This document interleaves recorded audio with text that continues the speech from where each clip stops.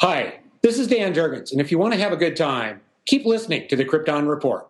It's a bird. It's a plane. This is Jason J. Lewis, the voice of Superman on Justice League Action. This is Mark Waid, writer of Superman Birthright, and you're listening to The Krypton Report, the all things Kryptonian podcast, including Superman and Supergirl. We discuss games, movies, cartoons, TV shows, and comics. Find us on Facebook, Instagram, YouTube, and Twitter.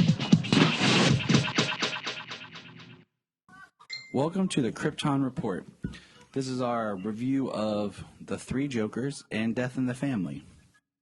So I decided that if we're going to do three Jokers, we might as well have three Jokers. So ladies and gentlemen, I see what you did there. I introduce to you the criminal, Mr. Bryan Peters. Why do I have to be the criminal?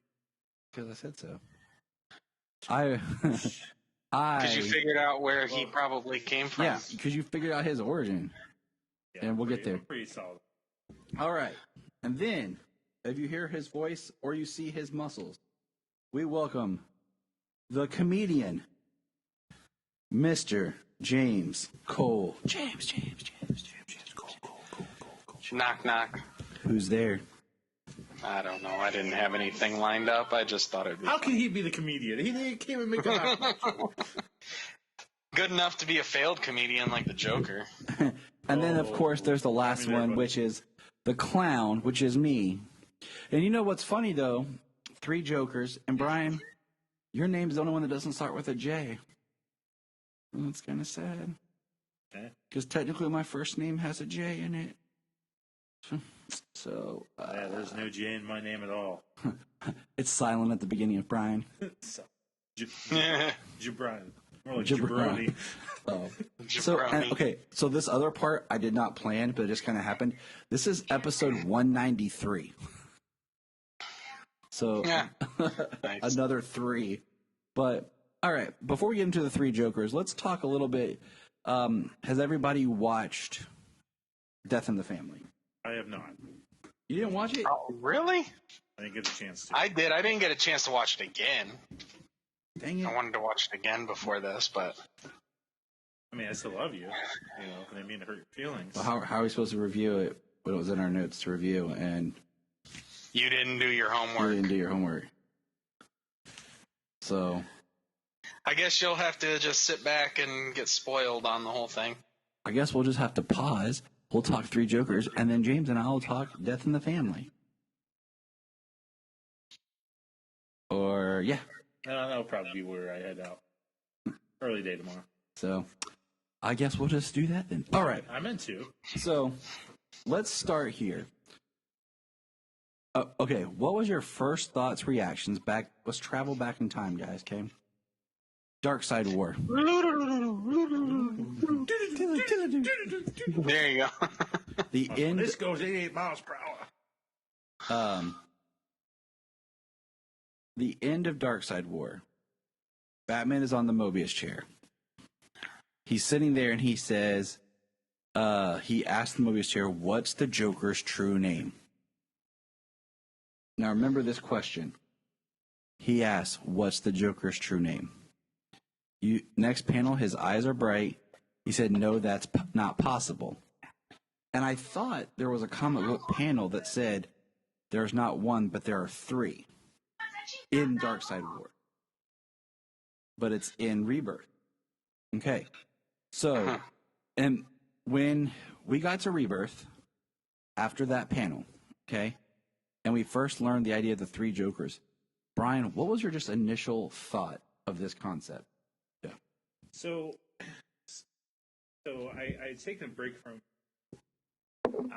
break from reading comics for a while, but when someone approached me that I work with, knowing that I'm a comic nerd, and said, "Hey, they're going to reveal in Justice League 50 that Joker, who the Joker really is," I was like, "Oh, okay. Well, I got to buy that issue. I haven't even read Dark Side War at all, but I got to read that issue." I kind of felt like that Batman was asking the chair questions that he already knew the answer to kind of see whether this chair would tell him the truth. Because the first question he asked is, who killed my parents? He already knows the Joe killed his parents. But then he asked it, what's the real name of the Joker? Now, I've always felt that this is freaking Batman. Like, Batman knows who the Joker is. But the jaw dropping, I was like, well, why would his jaw drop? This is something you already know. So when Rebirth came around and they're like, when he's telling Hal Jordan, it told me there were 3 Jokers, I think that that's something maybe he didn't know. And that's why his jaw dropped. That makes sense. But, like, I hate when comics just gives us something huge and jaw-dropping, and then we have to wait for the answer. Because if I have to wait for the answer, something as big as this, it better deliver. So I guess my initial reaction would have to be that, okay, if we're going to be presented with this, that there's 3 Jokers, which makes sense, because we've had so many different Jokers and vibes, and they've done different things. It made sense to me that there would be more than one Joker. I mean, we have the rumor that Joker's like Anarchy's dad. We have the Killing Joke story. We have this older Joker that kind of wasn't such a clown. We have like different Joker. We have the Joker that cut his face off. So different Jokers made sense to me. So I was, initial reaction, absolutely excited for this story, but it had to deliver in my mind. And that's all I have to say about that for now. Now, James, same question. When you first learned of the concept of the 3 Jokers, initial thought, go. Well, I read it. I read that there were 3 Jokers. I read Dark Side War, so I was anticipating what he learned from the Mobius chair, and then when I found out it was 3 Jokers, I mean, I thought it made sense. Like Bryan said, so many different iterations of the Joker, so many looks, so many different styles. I mean, you just chalk it up to writers and artists and crises and things like that. Sure. But as kind of the time went on, and then especially since Rebirth launched back in 2016, which, wow, 2016. I know, right? And where the DC universe had come, the way it was going, I kind of seen how they were somewhat doing what the 3 Jokers were gonna be. That they were probably gonna be different versions from like different eras from Batman's world, but how they tied together and how they all existed as opposed to being like multiple timeline versions or multiple or multiverse versions of the Joker. So the way they decided to go with the book made a lot of sense. So kind of had an idea of what it was going to be. And I think it even surpassed some of the thoughts of how there could be 3 Jokers. Okay. So my thought was, when they announced 3 Jokers, I was like, okay, interesting. All right. And then I thought, okay, well, let's think about the different versions we had. Now, to take a step back, where we were just right before Rebirth, we had finished Scott Snyder's Endgame, where there was this whole thing about the Joker and maybe him being more like a force, and this, I didn't get a chance to reread it, but like serum that keeps him alive, that he's been around for a long time, and, he forgets who he is. So there was this really interesting, we had this Joker. And then as time went on, we saw a lot of fan artwork that was like 3 Jokers, and it was Leto, Nicholson, and Ledger. Ledger, yeah. And it was like, okay, all right. And then we didn't hear anything other than what we got in Rebirth, and we'll get there. So it was very interesting of just like, okay, what are they doing? Now, I want to propose that everyone knows that originally 3 Jokers, we'll talk about it, was supposed to be a continuity story. And we'll get there if we think it is or isn't with what we're given. But I was excited because, something I never thought about, Jeff Johns had never written a Joker story. And, he... Or a solo in continuity Batman story. Right. So, there's another thing to think about, okay? All right, so we have that. So now here we are. We're waiting, and then we get the tease. Do you remember the tease cover that we all got? It was kind of the one with all 3 of them. Yep, the one with like all 3 of them sitting there is our first look at it. Batman sitting there with the cards, looking at 3 different Jokers. And it is the same opening scene of the Killing Joke. It is the same. And then, because even... Which can tell you where they got so much inspiration for the story. I mean, yeah. So even look at the lettering. It's exactly it's the same as the cover of the Killing Joke.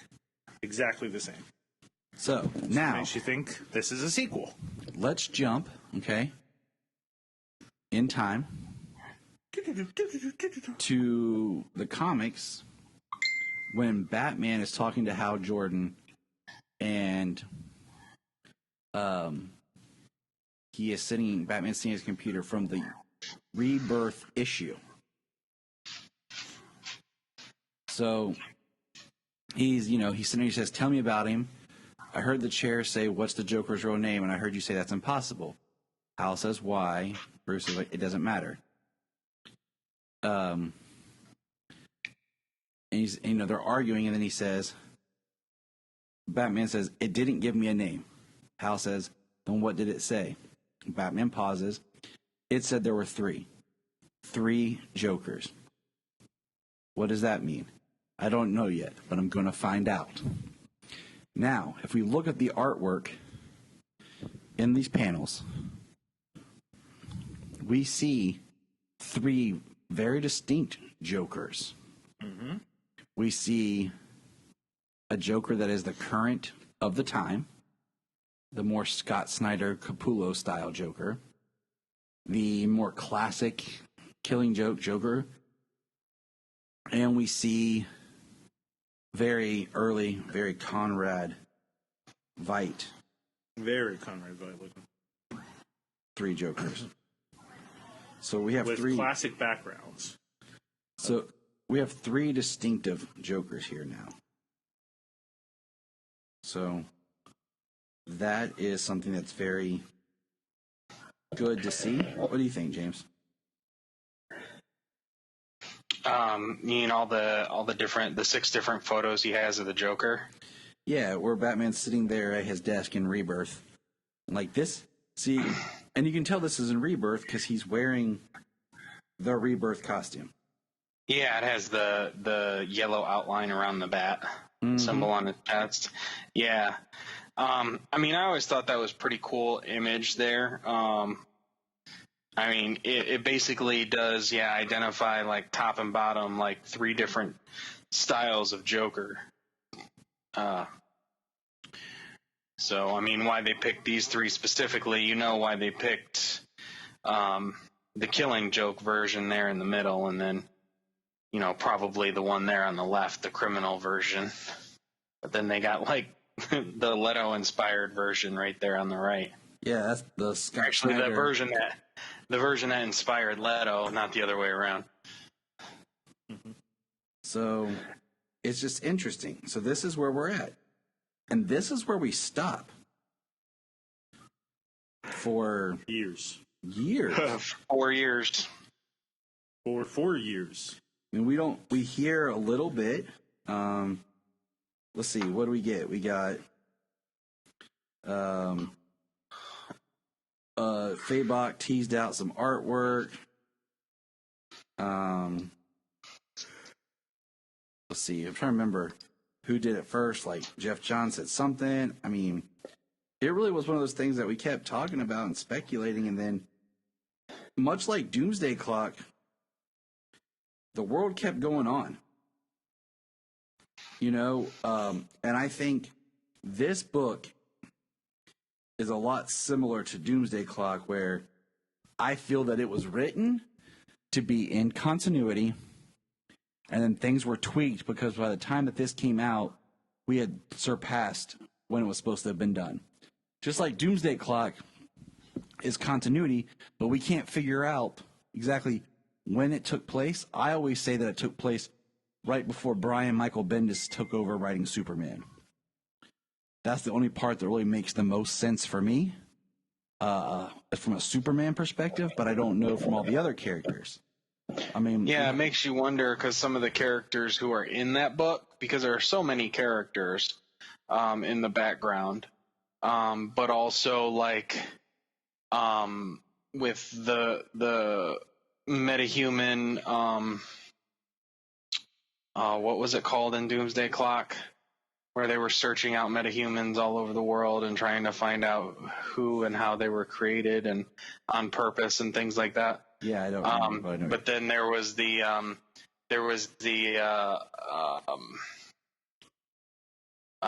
protests in the streets for Batman and things like that, which we haven't seen anything like that per se in the books. We could see where certain things would lead into something like that, but it has yet to happen in the Batman stories, so we don't know how it would fit into continuity as of yet for Batman's storyline. And then think about Wally West. I mean, he's the only character that's really carried on, you know, kind of the threads of this story. Honestly, yeah.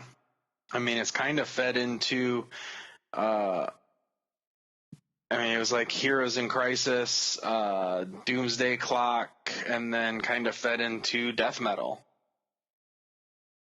So,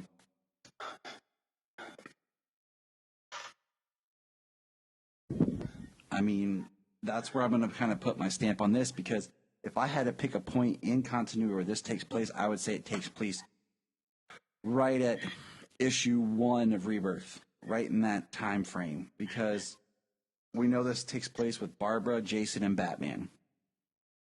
I read some of Red Hood and the Outlaws Rebirth, and Jason's on his own, so that kind of could play into it.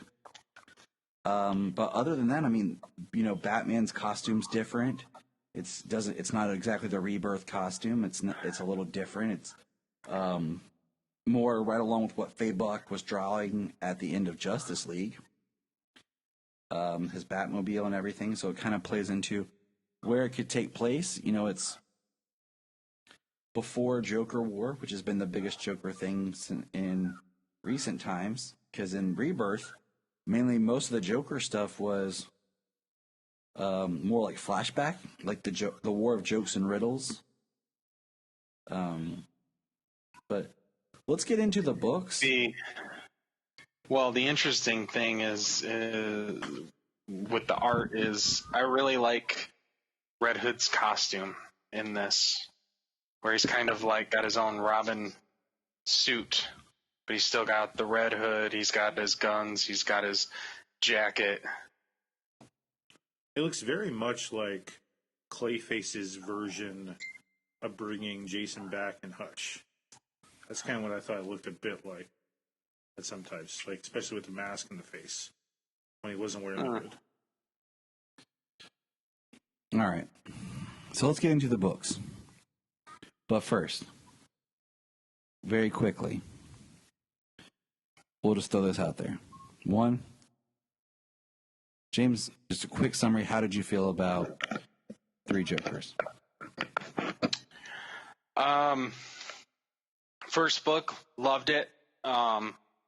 Really, really good build to the mystery. The escalation of how each person was dealing with their own stuff. I mean, you know, the opening pages and basically your introduction to Bruce and Barbara and Jason. It highlights how they're going to be the main characters of the story. The progression of the story, the introduction of the Jokers, and then how it goes. Book 1 was very good. Book 2, definitely, focusing more on Batgirl, but really taking the story in. This is where the twist of how I figured things would go. How it was probably different than what I thought it might be. But it did not disappoint. And when we get into spoilers for that, there are things that I really like there. And then book 3, the mystery and how there are multiple Jokers, and just how each person is dealing with their own issues. The dynamic between Jason and Barbara was really good. The Joe Chill stuff, Joker, Batman, like the beliefs of these two Jokers that are left because of Jason killing the one, and then where it really goes in the end. I was surprised. And I mean, there is a slight lackluster resolution, but I wasn't disappointed. So, I mean, overall, I probably give this whole book probably like a B+, A-. It was a strong book in my opinion. All right, Brian, real quickly, you go. I was disappointed. And that's Brian. Because I think all Brian's sentiments will come out as we break it down. One,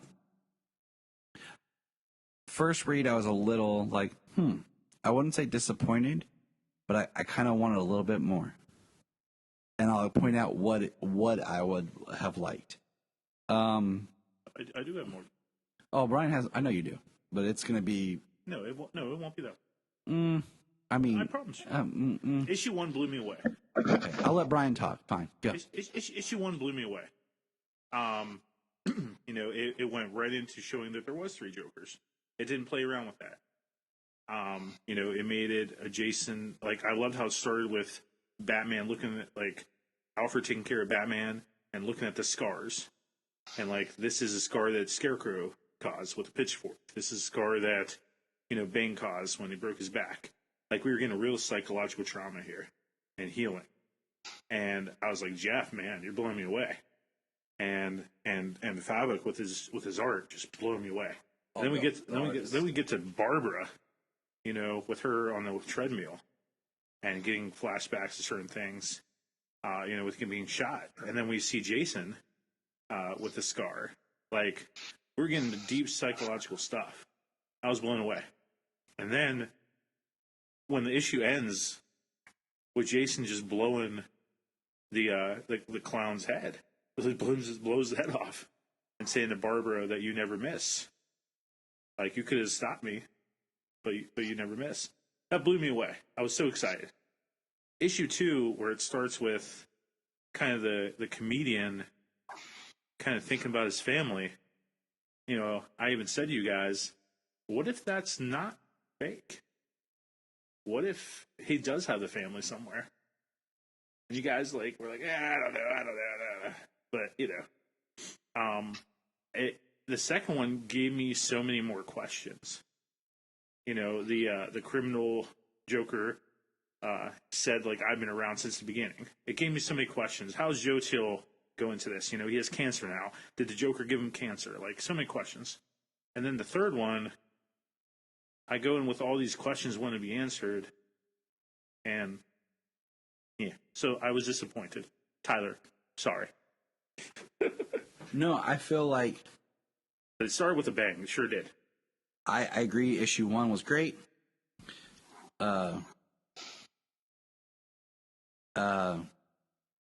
I thought issue 2 was better in some ways of just like opening it up and being that chapter where you're like, what? Huh?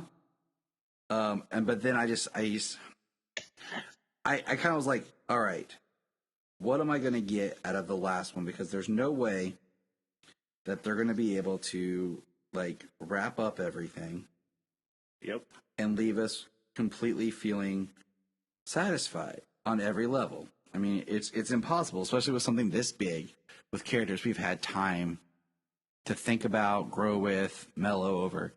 I do think it's interesting that it's, you know, very Jason-centric. Jason's definitely become a character that's got a lot of attention over the past few years. I mean, I think the New 52 is really what changed Jason and the Red Hood for the good.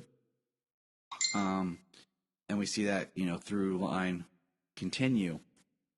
I'll just say that this story is good. The writing is really well done. The artist, you can't say anything negative about the art, period. My thing is, the point of the 3 Jokers, I feel like isn't hit as hard as it could have been. I feel like having 3 Jokers, it would have been very interesting to have parts where Batman is almost more unnerved at realizing it, and they were working to find out more about who interacted with who and when. And we started figuring out, and, you know, Jason had a standoff with his Joker. Did Barbara really get a standoff with her Joker? You know, and Batman was kind of with his Joker? Not really, you know. The idea that they each faced a Joker, but it was a different, and the fact that it doesn't pull into the Joker that we were given in continuity at the time, that makes it feel awkward. Like, because, okay, so let's jump ahead. This is coming out now. We just ended Joker War. And some of people have said, and I heard it was DC that said this, but I've yet to find it, that this kind of is supposed to be a prelude to Joker War, with the way it ends, and that being the Joker, of course, that ignites Joker War. Which I'm like, that makes sense, but at the same time, it just kind of feels weird. Especially when you get, if this is continuity and this takes place in a rebirth era at the beginning, this is before Reborn, which is a Superman story, yes, but also affected all of DC. Is this story self-contained at the same time? Yes. And I think it falls into the same thing like with the Killing Joke, where the Killing Joke has been accepted as continuity for some elements, but you can never tell exactly where it happens. It flows. But we have the continuity element because of what happens to Barbara. So let's get into the actual book, okay? We're talking. Let's get into the book. So Killing Joke number 1. No, you might as well start with Killing Joke. 3 Jokers number 1. I love the 9-panel grids. Like at the beginning, I love beautiful the artwork. I love that it's in grids. And like you guys were talking about, just like the Alfred, and then we have the scars. You know, we have the scene of Barbara showering. We see her scars, and then we see, you know, Jason fighting and doing his thing. And then we find, you know, the 3 hostages or people that they find in the Red Hood costume, the commissioner, and we find that they stole the chemicals, and I'm like, okay, so the chemicals that made the Joker just hang out now? Like, they don't, put those away? Anyone can be a Joker? Batman. The first big thing we get is when the Joker shows up at this cabin, knocks on the door, and another Joker opens the door in the tourist outfit from The Killing Joke. Mm-hmm. And then we see the criminal sitting there. It says, "We try to make a better Joker." I would have liked that explored a little bit more. Because then we get this scene where there's a bunch of people who all have been bleached by the Joker. And then I'm like, okay. I liked the idea that maybe there's some sort of shared conscience that they have, or some sort of memories that they have, to the point where they're aware of all the things that have happened. But it really, like when Batman interacts with them, it explains why the Joker's so crazy, because he doesn't realize he's interacting with a separate person. Even though they're all shared, there's differences. And there's, even in this panel here where they're flipping the coin, we hear heads, I win together. And there's times where they say I, and there's times where they say we. And I just kind of would have liked that. I mean, there's definitely history, and some deep history they pull from this. And even when they're beating on Jason, and he's already shot the other Joker, and when he's beating on Jason, the clown, the comedian that's hitting him with the crowbar again, he's like, "We had so much fun with this last time." Like he shared that memory. And it made me wonder exactly what you're saying. Like, are they sharing? Do they share memories? Like, and it makes you raise a question: who the heck did what? Exactly. And I love, Jason kills his Joker, and that's kind of Jason's point. Jason's the more aggressive. He did the thing that Batman's never been able to do, is kill the Joker and stop the Joker. And I mean, I think that we could almost dive into an entire podcast of us talking about the idea of if Batman should kill the Joker or not. So Jason, he shot the Joker. And, like Bryan said about Barbara trying to stop him. But is she really?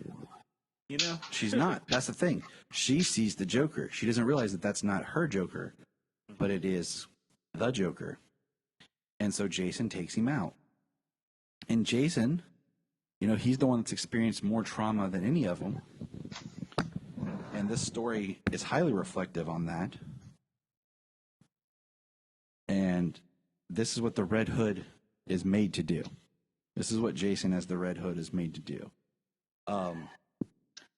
Side story, real quick, with the Red Hood is Solomon asked me, well, if Joker was the Red Hood and bad, why does Jason wear the Red Hood? And I kind of explained to him the idea of changing of a symbol, or taking something that hurt you and repurposing it and using it against the person that hurt you.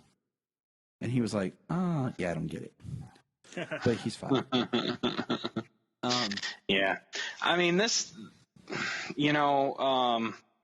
I mean, you guys are talking about a lot of what you wanted to see, where you expected them to go. But I mean, in the first 12 pages here, they tell you exactly where they're going, while they're showing you all of the traumas that Batman, Barbara, and Jason has gone through.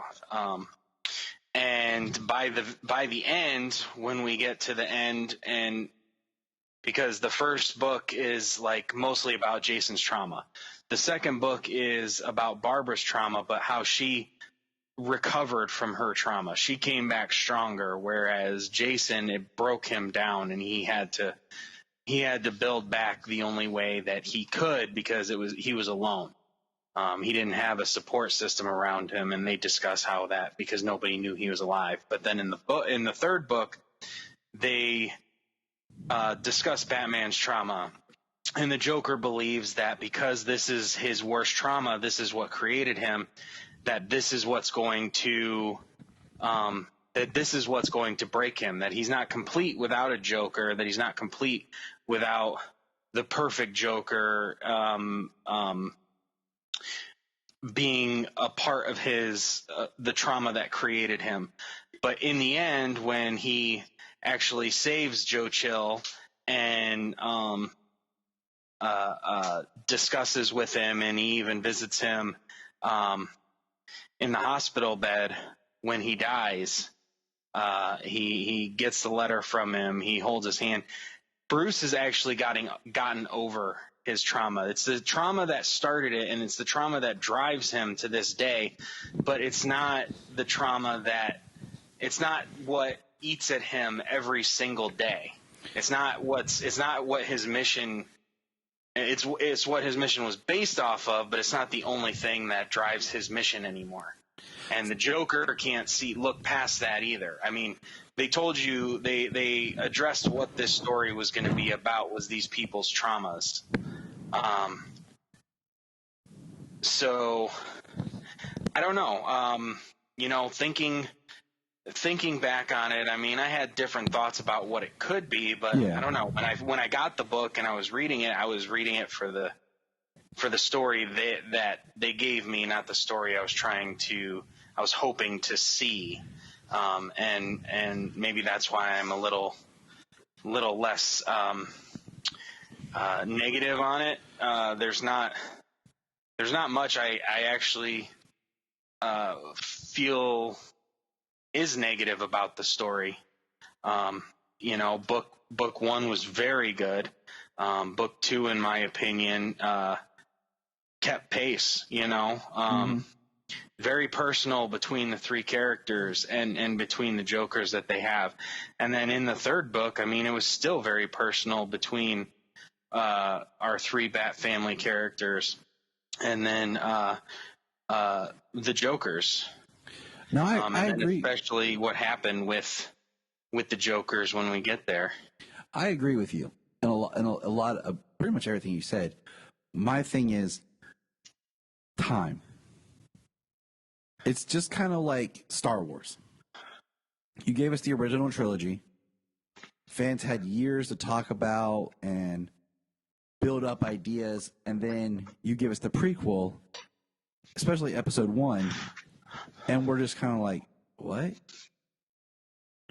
And it's kind of that, like, you had an idea because you hear tidbits, you start thinking, and then, like I said, I read it, and then I reread it, and when I reread it, I thought of more of like what you were saying, James. This is a story they told me, and do I like what I'm actually being told compared to what I wanted it to be, or even I wouldn't even say what I wanted it to be, just what I would have liked to see more of, because I like what I was given, but I would have liked a little bit more mystery, because I've missed having a good mystery in Bat books for a while. And like the idea of Batman trying to figure out who the individual Jokers are or were. I guess that could be one negative that I would give to it is we don't get a reveal of who any of the Jokers are. I mean, we know. I think Bryan deduced the criminal. And that should have been proven just for the fun of it. Like, that, just because for fans, and the fact, I mean, the criminal dies, so there's no lasting impression of knowing who the Joker is. And the Joker that lives is still a mystery to us. Yeah. You still get to keep the idea of the Joker being a mystery. Yeah. I mean, yeah, he's still a mystery. He's still a mystery to us. He's still a mystery to the reader. But kind of the idea of actually the Joker moving forward, at least from this point, and I mean, is it really from this point, because we don't really know where it sits, but and Joker War very well could be, because this Joker knows that he's Bruce. Right. And he won't. And he says that he won't. He won't say anything. And that's why I say, like, there's little hits. Now, I was sitting here thinking, there's no part in these 3 books that reference the Mobius chair, the rebirth. Right. So, once again, we almost have more of a self-contained where even what we have gotten before doesn't play out into the books. Well, it kind of, Rebirth was kind of like this big issue for the audience. But actually, when it comes to story, I mean, who was actually affected by it at the time? Batman, The Flash, Wally. There's only a couple of people who were affected by it at the time. And then there was the things that Dr. Manhattan did that were explored once we got to Doomsday Clock. But, Rebirth, yeah, it was this big thing for the whole universe, but who did it really affect? And the story is kind of just continued from New 52. You're absolutely right. So we've got a Joker with an identity, but the only person who knows that identity is Bruce. He won't even tell Alfred who the identity is, and he's doing it to protect this guy's son and his wife, his ex-wife.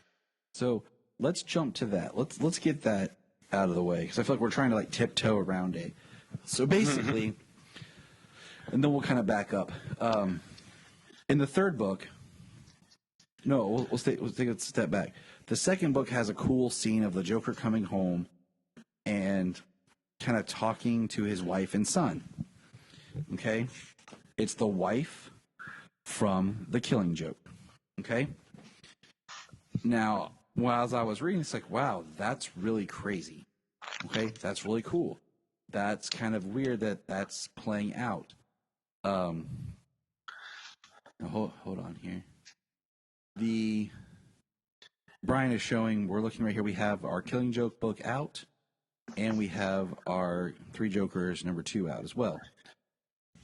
So what he's showing me is the meal that they're eating is the same that is referenced in exactly the same. The wife's face and presentation is the same. But I just noticed something today. See how... Does she look as fearful in The Killing Joke as she does in that? No, I'm glad you mentioned that. Okay, so if you can go to if you go to issue 2 of 3 Jokers, it's hard to keep these open at the same time. So, and then you go into Killing Joke. If you look in Killing Joke, it's like maybe the 4th page or so. When he comes home, they're having a fight about how, they didn't laugh at his act. He was nervous and he messed up a punchline. And she's wondering, how he's going to take care of the baby. He goes to the window and she's devastated, and she's very worried about situations going on. And then he cries in her lap. And then they start talking about the landlord. And then all of a sudden, her face changes. And her face becomes this big smile. And it's like a Joker poison smile. If you see right there. It is. See how, her face is normal. He's crying in her lap. But then right here, his face changes. So almost like this part, he lied to himself about this part, where she's forgiving him. So that the thing is, we have the Joker. I mean, that makes the Joker an unreliable narrator when it comes to The Killing Joke. Damn it, James, that's what he was just going to say. That's what I was getting ready to say, James. You read my mind. It's because we're 3 Jokers. But, I mean, seriously, yeah. So, because even in The Killing Joke itself, when he's talking with Batman, he proves by saying, basically pointing out that he's unreliable because he says that's how I remember it sometimes. And what Three Jokers the book does, it not only validates different origins of the Joker, it now makes the Joker of the Killing Joke the single Joker and his origin the true origin. That is the Joker. That is the Joker. That is, it's not an option. That is who he is. And what we learned is that he wasn't the nice, kind of lovable comic that we kind of feel sorry for in The Killing Joke. He was an abusive person. And absolutely abusive. His wife, when he was doing the crime, finds a way to escape him and get out and go into hiding. And that's what she does. Her and her unborn baby. And we find out that child is alive. And she is living somewhere. And Batman knows about them. That's the big twist, I think, at the end of the book, is that they're alive and Batman knows about them. And he knows, like he says, he knew who the Joker was after it happened. So that means that the entire... I did like that line. The entire, like him in the... If we jump back, like him in the Mobius chair asking who the Joker is, what's the Joker's real name? Is it a test question? Like Bryan pointed out, because the first question he asks is who killed my parents is a test. Then he asks, what's the Joker's name? He even says at the end of the freaking third book, he says, I don't mean to beat a dead horse here, Alfred, but I'm Batman.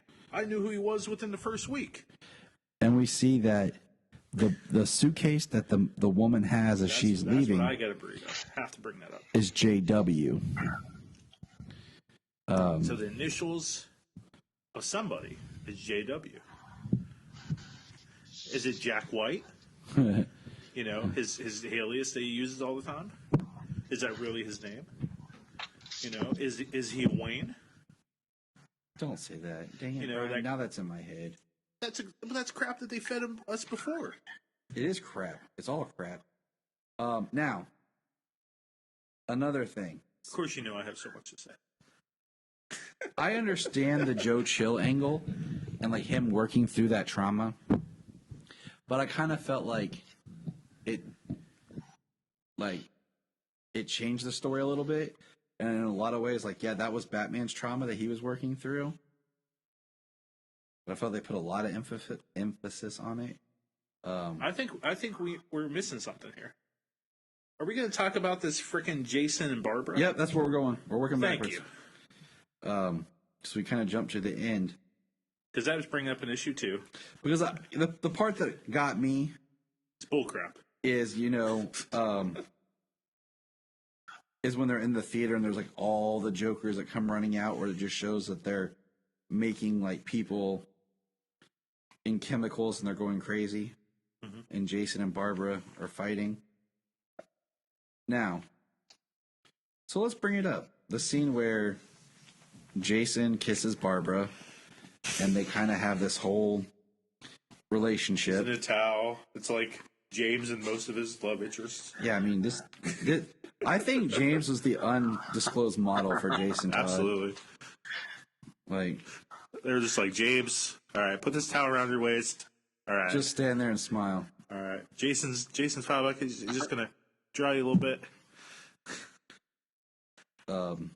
Gotta make this to scale. So, I think it's interesting. He added the abs, though. Jason having a thing for Barbara, and through their pain, their trauma. But the biggest thing is in the third book, is where Jason leaves this big note to Barbara.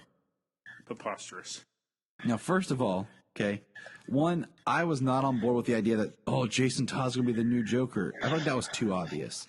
Like, they wouldn't go that route. I really thought that was what they were going to do. But, and I was just like, in the same breath, sure. As soon as they announced Arkham Knight and showed the first picture of the Arkham Knight, I said, it's Jason Todd. And they're like, no, it's a new character, the Arkham Knight. I'm like, oh, Okay, and then guess who the Arkham Knight was? Jason frickin' Todd. It was Jason Todd. And it had no emotional pull because he wasn't even introduced in the universe yet. It should have just been a new character. Yep. First of all, who writes a handwritten note and tapes it to a door of this magnitude of importance? This is some Romeo and Juliet bullcrack mess up. Why the F word did he slide it under the door? Why didn't he slide it under the door? If he actually wrote this freaking handwritten note, why wasn't it slid underneath the door? Yep. Why wasn't it put in her mailbox? Why was it taped? Especially that of that importance. I'll leave everything for you, Barbara. We have never had a romantic relationship ever in the history of anything. But we just share some pain. You know, I'm feeling it. I was in the towel. I'll give up everything for you, Barbara. It makes perfect sense. I would, if I was in this spot, I would email it, text it, and slide it under the door. And carbon copy yourself to make sure you saw that it was sent. You know what I'm saying? Because there's a lot to this, and I would not leave it up to chance for one little version to get to her. So the Joker can sweep it away, because that was definitely the Joker. And that's the other thing that Bryan pointed out. That's definitely the Joker. The janitor is wearing purple, and it says... Fun time cleaners. Fun time cleaning. Fun time That's cleaners. Joker, or a Joker. And he's wearing a hat. And you can't down. So... I'm just like, and once again, that plays on nothing in the future. Nothing. Like, this is a story that a lot happens, but the lasting Nothing stuff is basically Batman's over his trauma. Joe Chill is dead. There is one Joker that we know the origin of. We don't know his name. His family's still alive. And the other Jokers really didn't pay a huge price. Kind of like, what was it we were talking about, Bryan? Oh, yeah. Raiders of the Lost Ark. Well, my wife brought that up. Yeah, your wife brought that up. Explain that to horrible wife. Explain your wife's comment to the crowd, Bryan. So she knows how much I love Indiana Jones, and we were watching Big Bang Theory the other day, and it was that episode where Sheldon's so excited. Amy blows up Raiders of the Lost Ark for everybody. Yep. Yeah. And she's like, well, Indiana Jones did nothing to help the story. If you take him out, he does nothing. And, like, my wife heard me, like, whine about the three Jokers. She's like, so it's like that. It's just, like, okay, if you're going to bring up this relationship possibility, like, okay, what was kind of interesting is in book 3, where they're kind of, what interesting in book 3, whereas Batman's talking about, okay, I can't arrest you. I can't lock you in a cage for killing that Joker. There's, you'll expose our identities. You'll expose me. Mm-hmm. What can I do about this? And he's like, I'm sorry, Jason. I failed you. I never helped you heal. I never, we can give you a new personality, a new character. We can give you a new persona. We can put this past behind us, and we can help you heal. And I will help you do that. That was interesting to me because Jason does have a lot of pain. It hasn't been addressed. It's been pushed under the rug. Mm-hmm. But giving him Barbara as a love interest is not the answer because Barbara's meant for Nightwing. But, I like the concept of, like, from Barbara's point of view. Yeah. Of they shared a moment, and that's kind of what it was because it was caught up in the moment. But it's nothing for him to give up, to him to just be like, I'm not gonna fight crime anymore. I'm gonna leave everything for you just because we kissed. I think the problem is we've never really got to explore who Jason was before the Red Hood. All of our stories of Jason are after, like, he's that character that he's not anything until he dies. When he dies and comes back and or becomes the Red Hood, that's when the character really takes shape, takes form, and that's the character that we talk about. Because our pre-Red Hood Jason was originally such a Dick Grayson ripoff with the Flying Todds and everything that he doesn't really have an impact. And then we start to get a story. And then over time, they've tried to go back and give us more they've tried to go back and give us stories of Jason being like learning who he is. Sure. But those are all like flashbacks or background stuff when we're already exposed to the Red Hood. So we don't know really what Jason's relationship as much with anybody is, because even when they were writing him back then, it was confusing because they didn't know who Jason was. Sure. Yeah, yeah. He was Dick Grayson with a new name because we had to make Dick Grayson Nightwing. But when they changed him, like after, like at post-crisis, when they changed who Jason is and make him this bit of an a-hole, people didn't like him. They didn't know what to do. They're just like, oh, we'll just kill him, and we get death of the family, or death in the family. But if this story is a Jason story, which if this story is a Jason story, which I kind of feel it more is, there's no closure with it. Barbara doesn't get that note. Batman doesn't decide to change, like help Jason change his persona. There's nothing with it. And I gotta ask you guys, did you when you were reading this the third issue especially, did you think that it would be revealed that one of the Jokers was Jason's dad? It hit my mind as I was reading it. Yeah, like I was like, oh no, I don't want that. It kind of reminds me of, because I just recently watched it, but the end of the Red Hood movie, where Alfred and Bruce are talking, and Bruce says it doesn't change anything. He still sees Jason as being dead. He says it doesn't change anything. And I think in a way this story is kind of like that. Like, it doesn't change anything, but yet a lot has happened. I think that this story is going to grow, and there'll be more things that we pick out and we assess in the art and in the story as we read it more, now that we have all three parts. I think, stepping outside of, like James said, any ideas of what we want and just taking it for what it is, we'll appreciate it more.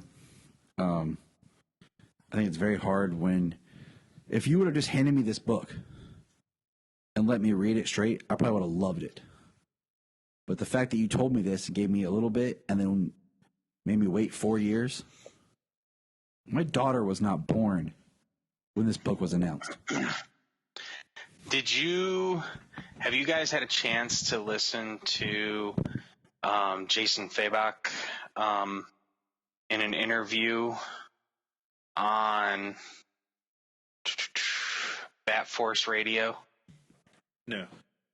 No, because I kind of wanted to just experience everything for myself and then hear what other people had to say. Go back and listen to it. There's episode 247. Jason Fabok talks the three Jokers, and he talks about the long road it actually took to get this made, because it seemed like after a little while, he was talking about, it seemed like DC and even at a point Johns had lost interest in the story, and he was pushing for it a lot. He said that he's never worked on a book as closely with the writer, so that way the writing and the art matched up so well. Well, I feel like it's kind of like when Romejo talked about all the problems they had by doing Damned. Yeah, and it all happened at the same time because of the AT&T buyout, because of the AT&T merger. And that's why this is in the Black Label section. But no, I'll definitely give that a listen. It was a very good interview. I will definitely have to listen to that. Yeah. We've said a lot. What are some closing thoughts here?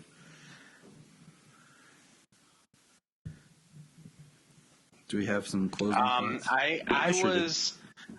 I was pleasantly surprised by the end, when it kind of makes this a sequel to The Killing Joke. there's still so much out there that it does give you a chance to explore different facets of the Joker because they were different people. The reason, so I mean, I think it's possible you could see more. Not saying that we would, but it's possible that we could see more. But the idea of so many Jokers and the specific three they chose were really important, especially for the story. But then how it's a sequel to The Killing Joke, the way it ends, I mean, it still gives an air of mystery as to how could this story or these characters progress. I mean, there's something there that could happen. I agree. So, like I said, I give the whole book itself probably, like, if they gave us this quicker and we got to read the whole thing as, like, if it came out in like a whole trade as opposed to issues, but of course that's not going to happen these days. But if it came out in a whole trade or something, I mean, it probably would have been like this mind-blowing story if we didn't wait for 4 years for it. Yeah, that's what I'm saying. Like, had we got to just, hey, here it is. Like, I didn't have enough time to really, like, think about it. I mean, time and anticipation can kill. I mean, that's why, so many people at this point just want to see Wonder Woman 1984. The hype is down because it's been delayed. People have been waiting to see it. It's been in the can for 2 years. Yeah. And we haven't gotten to see it yet. I mean, by the time it comes out, it'll almost have been out. It was supposed to be out, and now here we are. Like you said, pretty much 2 years later. So it was supposed to be out in 2019, and now we're almost to 20. Because don't no one think it's going to make that December release? We'll see, but not hold my breath. Well, I mean, it was done nearly a year before it was supposed to be released. So it was, and then they pushed it for another 6 months. It was supposed to be in November of 2019. Yeah, and then they pushed it another 7 months because it was supposed to come out in June. So, I mean, from the time it wrapped filming to the time it was supposed to come out after they changed the first date, it was in the can for over a year and a half. We should have almost had Wonder Woman 3 in production. By now. We should be getting ready to talk about Wonder Woman 3. All right. Well, I think that's going to wrap up our 3 Jokers. I mean, there'll probably be stuff that comes up here and there, but all in all, I mean, it's a good discussion. I mean, what are your final thoughts, Bryan? My bad, because I just got lost in the thoughts of the Joker. It's okay. I'll be over here. They're chaotic. They are. It's all right. I would try to keep it calm, keep it clean. Other than the Joker having a kid and being hidden away, I kind of felt like the story was pointless. I felt like it didn't really add anything. You leave us hanging, or they leave us hanging with 3 Jokers in this concept. And the story ends with just one Joker. We have no idea who the other 2 were. We don't know who created who. We don't know where they came from. I spent a lot of time doing a lot of research trying to figure this out. We know. We very much enjoyed it. And then it feels like it just didn't get paid off. With the criminal in issue 2, he says, I've been around since the beginning. And then Batman came around. So I went back to Detective Comics 27 in 1939. And in that very first story, you see a story about a guy named Alfred Mayer, who was a little chubby, in that story, but he owns Acme Chemicals, and he wants to kind of take over the story, or he wants to take over the company by killing his other guys on the board, and it ends with him falling into Nevada Chemicals, and then Batman says fitting end for him, and when we never see that guy again. Like nothing's ever mentioned of this Alfred Mayer guy. And then in Detective Comics 27 and the New 52, we see Alfred Mayer again in a throwback story to Batman's first mission as a detective, or mission period. It's right in Detectives 27 and New 52. It's right there. And Alfred is back in that story, and he's skinny, and he's wearing a purple suit. And he falls in Nevada Chemicals at the end of that story. There's your first joke. We actually get a hand that comes out exactly at the very end of the last panel of that story. I read it because you talked about it. Thanks, James. I appreciate that, man. You're welcome, Brian. Like, and like, why would they make him skinny? Change the name of the chemicals from Acme to Ace, and do this story again and make him skinny and in a purple suit if they weren't going to do anything with it. Because it's just sitting there. Like, it was a perfect opportunity to be like, the criminal is Alfred. Like, who's the clown? Like and I think it's in Batman 56, or it's part of the Joker's three-way revenge. You know, we see Joker come back with Neil Adams and I'm trying to blink here. Danny O'Neill and Neil Adams bringing the Joker back after all these years, and in Joker's five-way revenge, and that story's main fight is in an aquarium with Joker fish, and it ends the same way. So we can say in our heads, oh, that's probably that Joker. But like, they just die, and we don't get anything out of it. We don't know who they are. We end with one Joker who says, "Hey, I healed your greatest wound. You're not mad at Joe Chill anymore. I'm going to be your greatest wound. I'm going to be your greatest chaos." He already was. Like, everything the way this ended is how it was before the story. We only had one Joker. He caused the mass chaos. He caused all this pain. Like, we get nothing. And if it was a Jason Todd story, like, let's get some Jason Todd healing. Let's give him a new persona. Something. Like, what's the point of the story? If it's not in continuity, or if it is, and there's nothing big to change about it, what's the point of it? Like, the Killing Joke was just a story, but then they put in continuity because it was a great story. And what's that? Barbara. What happened to Barbara? Yeah. You got to pull it in. But nothing happened dramatic that you can pull it in continuity other than that he has a kid. And if Batman knew who this dude was from the first week, what was the point of asking the frickin' chair? I say I go back and say, you know what I mean? Was it a test question? Because yeah. I feel like, what's the point of this story? Nothing's came out of it that has changed the game other than Joker has a kid somewhere. That's it. But are we even going to do anything with that? Probably not. Here's my next question to you guys. They should answer questions. I've spoken. Did any of you guys buy any of the variant covers? Yes. No, I got the three main Joker covers. The only variant cover I bought was number 3. I bought the Red Hood because of Solomon. Which are cool. So that's all I have to say. Like, yeah, I had my expectations were, if you're going to give us this mystery for so many years, you have to answer something. And they answered nothing. It's trash. And that's probably why Jeff doesn't write Batman comics. Really. I would like to see Jeff write Batman in continuity. Because the only Batman he wrote was Earth 1. And then, of course, Justice League. Justice League was good.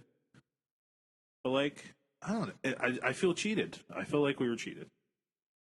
Like, we don't know who these other Jokers were. You're valid. I mean, I'm not hating on it. I mean, I can't argue that you didn't get that you didn't get what you were hoping to get. So, I mean, I get it because I mean, or that we didn't get more either. I mean, because I would definitely welcome more if they made this a 6-book series and Right. we got a lot more exploration of who these Jokers were, and I mean, even a similar ending. You know what I mean? The resolution to some of the character traumas that they had.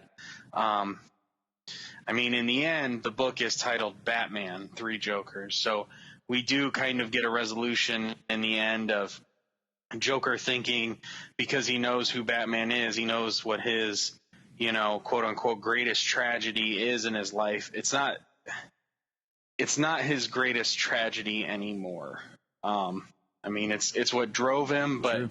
because of the losses he's experienced throughout his life and throughout his service as Batman, like he feels he's made worse mistakes. He's gotten over the fact that he couldn't do anything at that time when he was a child, even though he wishes he still could. He's gotten over the fact he's realized that he couldn't have done anything. And I mean, heck, there's a resolution for him in there because he never knew why his parents were killed. And it was literally just because, Joe Chill saw them, was jealous of what they had. I don't know. That kind of goes without saying, though. Like, I kind of feel like if you're going to do the Joe Chill's closure story, it doesn't have to be. You don't have to throw Joker in it. and I agree. The idea too, though, is like it makes what happened to the Waynes, the senseless crime it was, like, to begin with. They've done a lot of stories over the years, especially recent years, that there was a reason or a nefarious plot behind why the Waynes were killed. Which is all very interesting. I've liked a lot of different ideas of why the Waynes were killed, but I like the randomness. kind of taking it back to a random crime, a senseless crime. He did it because he was in a bad place at the time and regrets it, especially once he realized that Bruce was there. It's actually a sense of closure for Bruce after all these years. Yes, and that part was great, and it was touching, but it has nothing. It really has nothing to do with the Joker. So we're gonna end the 3 Jokers here because one Joker has to leave. I do. And that discussion, I mean, we'll probably maybe even have more comments as the time goes on. But we're going to pause, guys. Think about your thoughts for 3 Jokers. What did you like, dislike? Send us an email. Send us a tweet. Message us. We know it's a Superman podcast, but we love all things DC. And this has been a big deal because this is something we've been promised for a while. All right, so time to talk Death in the Family, the most recent DC film to be released. And this is a collection of shorts, much like back when they released the Shazam. And Shazam was a short new film with all the other little shorts that were released. Death in the Family was done the same. Death in the Family also didn't have an early digital release. It was just the digital came out the same day as the Blu-ray. Now, I personally have not watched the digital copy. I just watched my Blu-ray disc. I've heard that the digital copy doesn't have the options. It just plays straight through. Now, this was an interactive film, which I think made it fun, but at the same time, I don't think it has the rewatchability.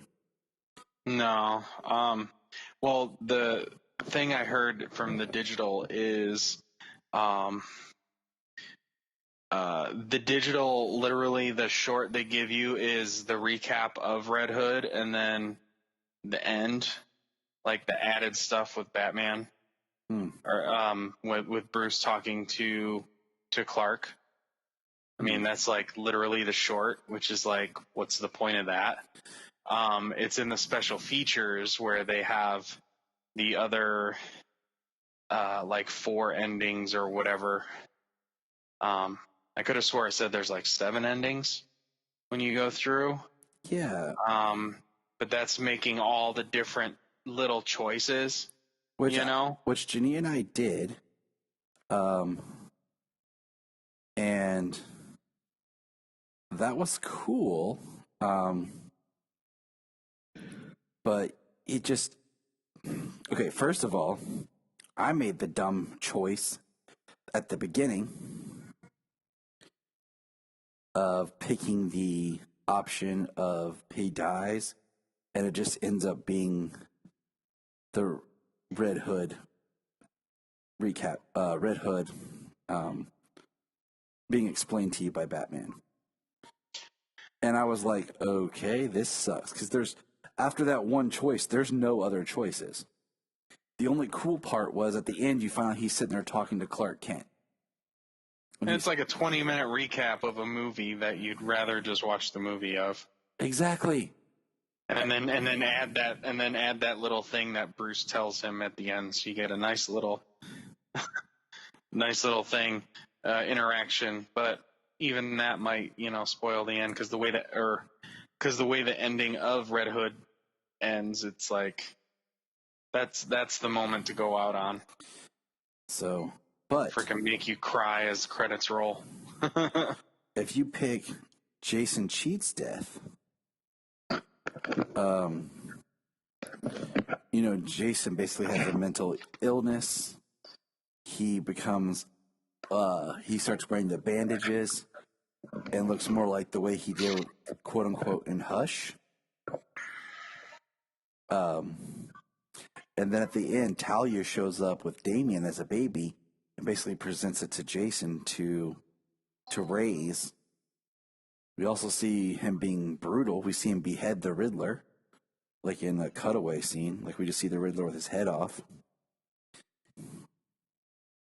So that one was crazy. If you pick the one to really pick, if you're going to go through this, is Batman saves Robin. That's the one that you have the most choices with. Because right off the bat, Batman saves Robin, Batman dies. Jason catches the Joker and has the choice to kill him or let him live. Yeah, you get a choice of promise to Batman, or I forget, not promise him whatever, or the Joker needs to die or something. And then you get to the point where he gets the Joker from the trailer where he's about to light Black Mask and everybody on fire. Mm-hmm. And then you get a chance there to spare the Joker or kill him. And that's kind of where it segments. Yep. You kill him, you get the dead Joker.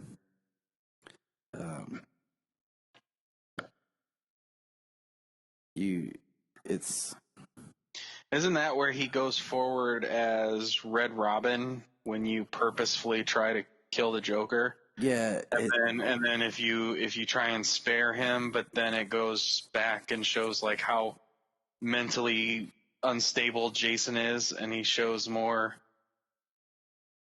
Yeah, because this and then. Oh yeah.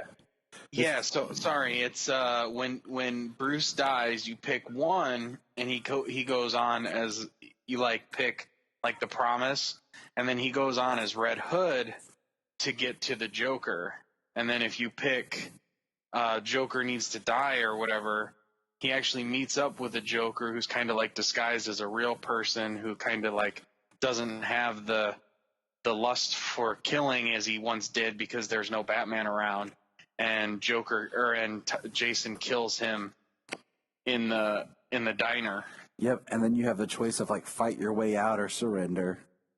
You meet in one choice. You meet Bruce on the rooftop, in a straitjacket, and that's when he's saying "Zur in R" with Talia. You find out she put him in a Lazarus pit.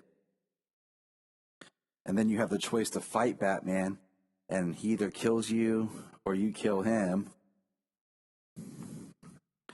The most interesting is you pick Joker. You pick to let Joker die. You surrender, or attack. You attack. So that's when you go Red Robin on the rampage, and that's when you meet up with Two-Face. You pick Two-Face's coin, which way you go, and one is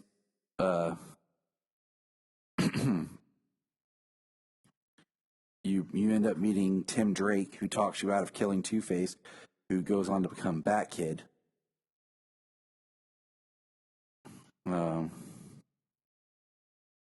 We see like some cutaways of Barbara and Jason. We see the bomb that like Batman and Zur-En-Arrh. Batman has a build-up on him, a bomb on him. We find the Zur-En-Arrh as he's trying to say Zorro. Because like in the one part we have, like when it starts, we have Thomas Wayne talking with Bruce about if a masked vigilante was real, and Bruce talks about being Zorro and riding in. It's all cool and all. And like I liked it when I actually got a lot of chances, but a lot of it was just like still animation with talking over it.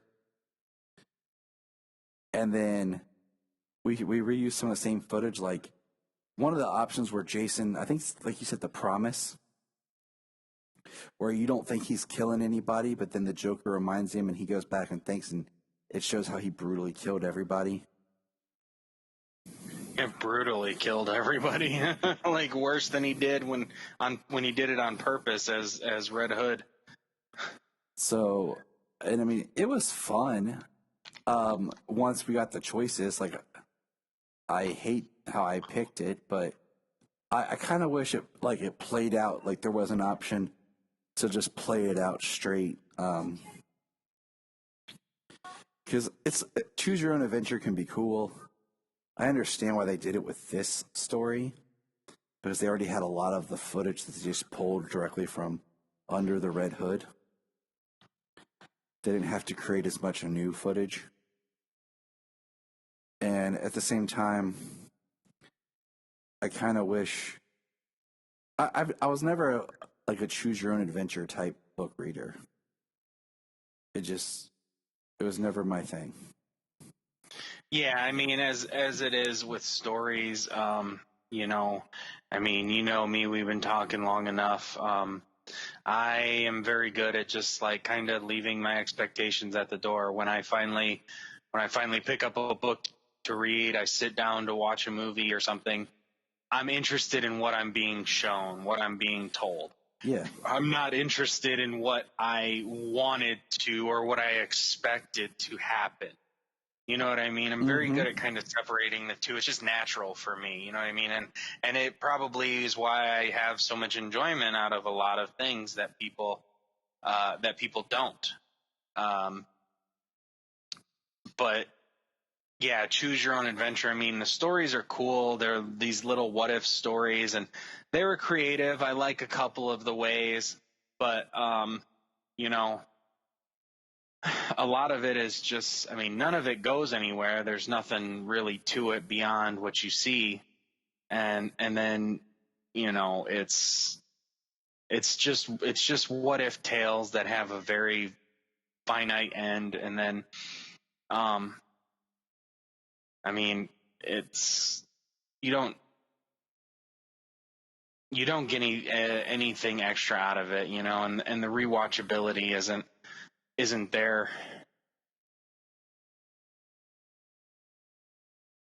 It's true. I don't really foresee myself revisiting this. Maybe down the road, maybe. If not, maybe if I just... I'm sure I'll see it again, but... It would probably be like when Solomon's older, or when I'm talking with a friend who maybe hasn't seen it, who I think should. Like my brother-in-law or something. Like, hey man, you watched this yet? Nope. Okay, let's check it out. All right. Yeah, you want to see some interesting, little tales you wouldn't have seen otherwise? Here, check it out. But that's it. I mean, it was cool. I enjoyed it. It definitely, like, it doesn't give you any more to, like, before the, scenes of Under the Red Hood. Yeah. Honestly, I was more, a couple of the ways that it went, mainly the Red Robin way, that was my favorite. And then watching the other shorts that I hadn't seen, like I'd watched Sergeant Rock, I'd watched Adam Strange, but I hadn't watched The Phantom Stranger, and I hadn't watched Death from the Sandman universe. I haven't watched Death yet. Dude, it is like, oh my God, is it so depressing? That's kind of why I'm enjoying the Sandman. The Sandman universe books, or yeah, I'm enjoying the what do you call it, the audio drama. Oh, okay. But it's I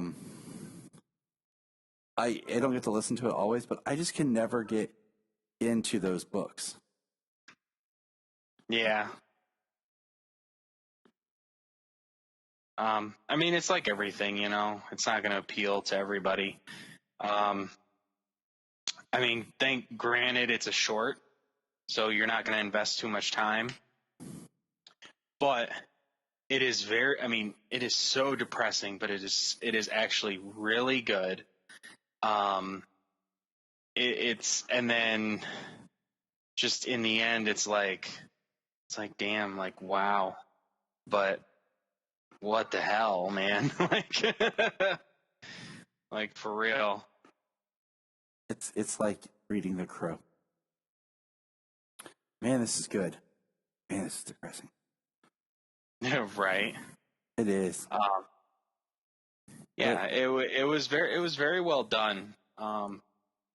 It was very well done. It was creative.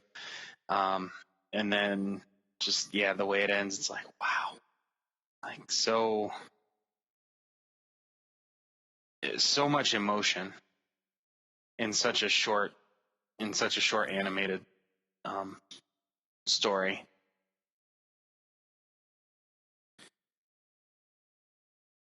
All right. Well, send us your feedback, listeners, and let us know what you think. And remember, Look up in the sky. Look up in the sky. Look at the sky.